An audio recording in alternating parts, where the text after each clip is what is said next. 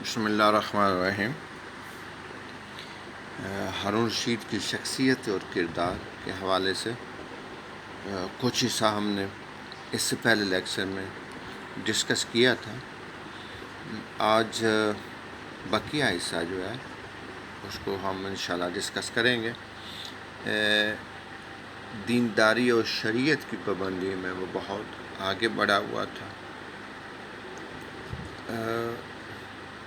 خلاف شریعت کوئی چیز بھی برداشت نہیں کرتا تھا۔ ابن خلدون اور سیوطی، علامہ سیوطی نے لکھا ہے کہ ایک سال وہ جہاد کیا کرتا اور ایک سال وہ حج کے لیے جاتا تھا۔ اسی طرح اس کی جو جنراسٹی تھی، اس کی جو چیریٹی تھی، فیاضی اور سخاوت، یہ بھی مثالی تھی۔ خلدون کہتا ہے کہ ہارون رشید سے پہلے کوئی بھی خلیفہ اتنا سخی اور جود و سخا کرنے والا نہیں تھا۔ وہ بے دریغ مال خرچ کیا کرتا تھا۔ منصور سے بالکل الٹ تھا۔ منصور اپنے مال کو، خلیفہ منصور جو تھا وہ اپنے مال کو جمع رکھتا تھا، لیکن ہارون رشید جو ہے اس کا ہاتھ کھلا تھا۔ علماء، فضلاء، شعراء اور فنون کے ماہر جو لوگ تھے، حکماء، عالم دین، ان پر یہ بے دریغ انعام و اکرام کیا کرتا تھا۔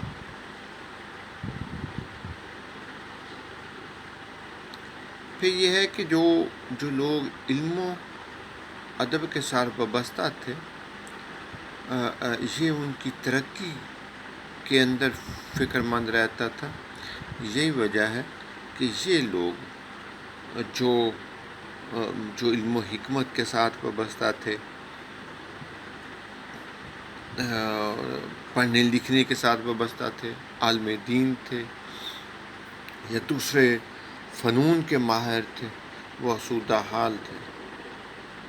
اسی طرح مختلف شاعروں نے ہارون رشید کی اس طرح جود و سخا کو، فیاضی کو، سخاوت کو اپنے شعروں کا حصہ بنایا ہے اور ہارون رشید کی بہت تعریف کی ہے۔ حب رسول صلی اللہ علیہ وآلہ وسلم۔ علامہ سیوطی، جن کی بک جو ہے وہ تاریخ الخلفاء ہے، اس میں وہ لکھتے ہیں جب اس کے سامنے نبی کریم صلی اللہ علیہ وسلم کا نام لیا جاتا تو وہ یہ کہتا، صلی اللہ علیہ سیدی۔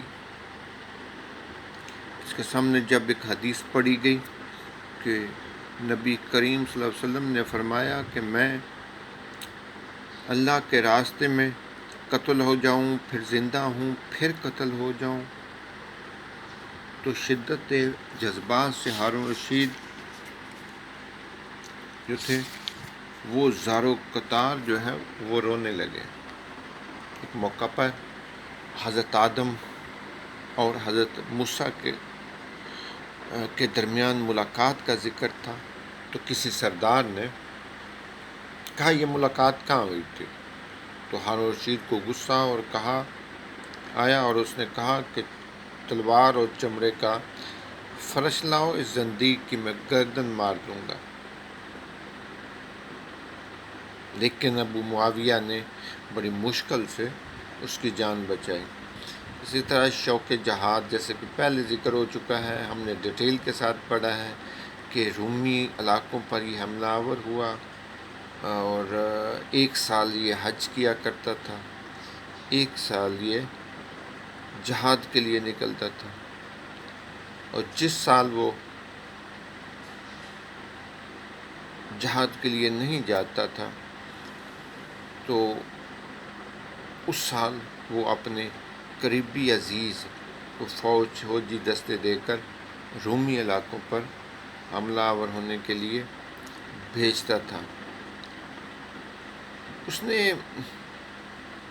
کئی بار بلکہ 20 بار اس نے کامیاب حملے کیے رومی علاقوں پر، لیکن غضب تو ان کا غصہ جو تھا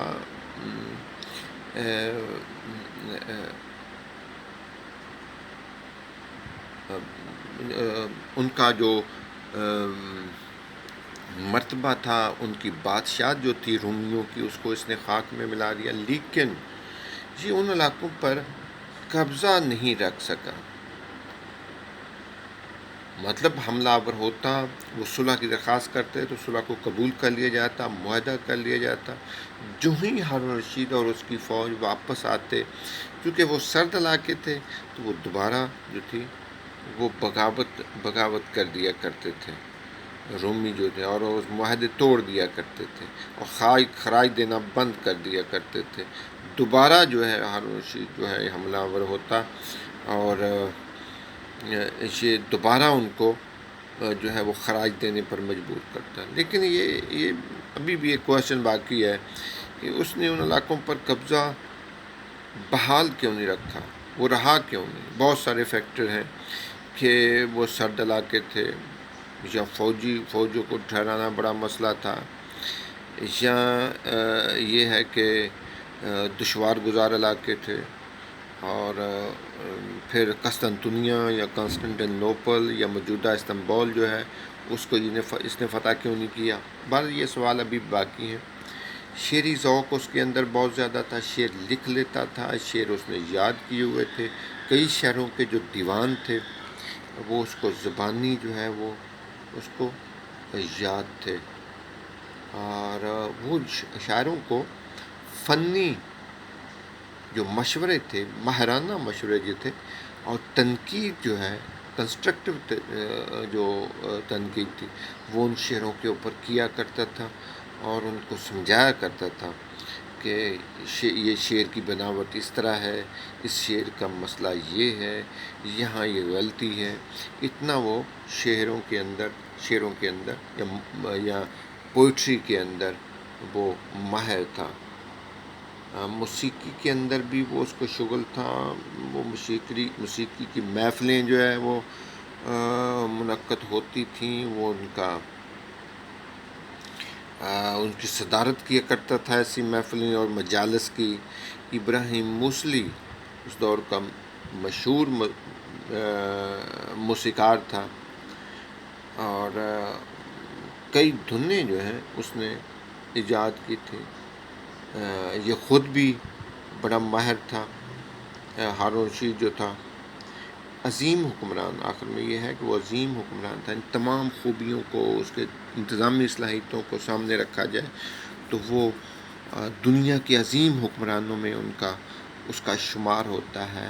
اس کی انتظامی صلاحیت، اس کی بردباری، اس کا انصاف، اس کی خوشحالی، اس ملک کے اندر جو امن اماں کی صورتحال تھی، جو راستے محفوظ تھے، جو پیسے کی فراوانی تھی، صنعت کی ترقی تھی، حرفت کی ترقی تھی، فنون کی ترقی تھی، علوم کی ترقی تھی، تو ان تمام چیزوں کو اگر دیکھا جائے تو وہ ہارون رشید کی پرسنالٹی اور ذاتی دلچسپی کی وجہ سے تھا۔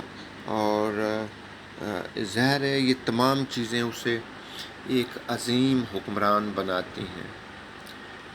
خوشحالی، دولت کی فراوانی، ملک کی ترقی، سڑکیں، لوگوں کو سہولتیں، اور کمزور جو طبقہ تھا وہ بھی ایسا نہیں ہے کہ وہ بھوکا سوتا ہو، ان کے وظائف مقرر کیے جاتے تھے۔ پیران پیر حضرت عبدالقادر جیلانی بھی، امام غزالی جیسے بزرگان دین جو ہے وہ کا دور بھی جو ہے وہ عباسی دور میں ان کا شمار ہوتا ہے۔ پھر جو دارالخلافہ تھا، اس کی عظمت اور شہرت بھی اپنی جگہ پہ مسلم تھی، تہذیبی تمدنی روایات جو تھیں اس نے بھی ہارون رشید کی جو ہے وہ دور کو عزت اور شہرت بخشی، عروس البلاد یہ شہر جو ہے وہ کہلایا۔ باقی اس کے جو کارنامے ہیں وہ انشاءاللہ جو وہ کل ہم ڈسکس کریں گے، جس وجہ سے اس کے دور کو سنہری زمانہ کہا جاتا ہے۔ Thank you very much.